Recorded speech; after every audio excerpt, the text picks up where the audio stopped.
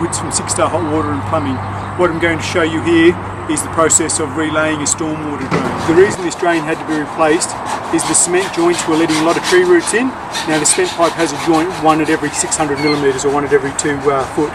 We also came across some stormwater pipe, plastic stormwater pipe that was laid here, but a lot of it was crushed and a fair bit of it had backfall.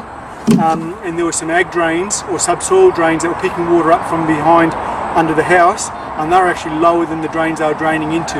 So they weren't going to work. In heavy rain, this place actually flooded inside, and it's happened a number of times. So the owners said, that's enough, we want it fixed up, we want it fixed up properly. When we excavated the trench, we used a dumpy level to make sure that we had the right grade. We had minimal fall to work with, so we had to make sure that we were spot on to the millimetres with the fall.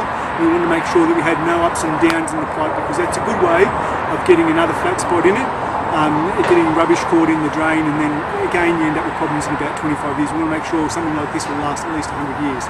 Now for this drain, we've actually, even though it's a stormwater drain, we've used sewer grade pipe, and most of the time you'll find stormwater drains just backfilled in dirt.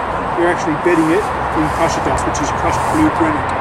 This will help support the pipe better. When we compact it, it'll stop it from squashing as well. Before we started any excavations, we did dial before you digs.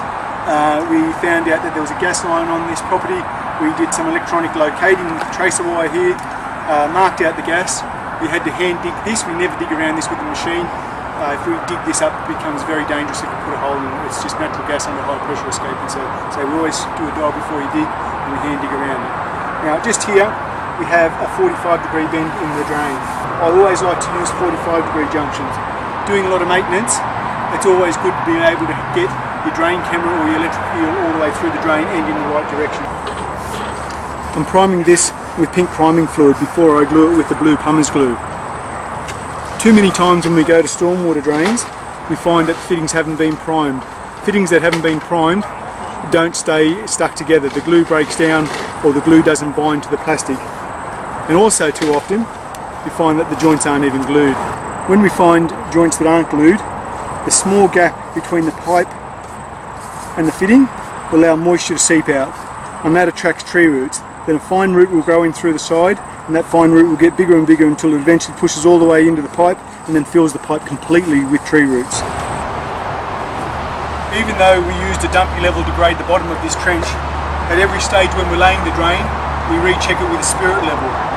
That makes sure that the drain has fall all in the right direction, because occasionally a bit of dirt could get pushed into the drain, and when we work with minimal fall, you could end up with a drain, instead of it being that way, having it go the opposite way. So we're always careful to double check everything that we do. And I'm going to have an access point on the side of this downpipe, so if ever this drain blocks up or needs cleaning, we can access it without having to take any downpipes apart.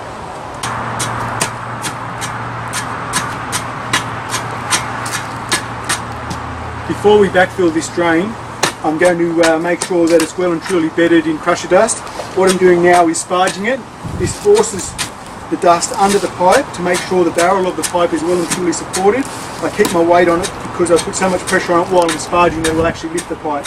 So I want to make sure that it's tight underneath and tight at the sides. And we'll go over this whole drain, dust it and sparge it tomorrow before we backfill.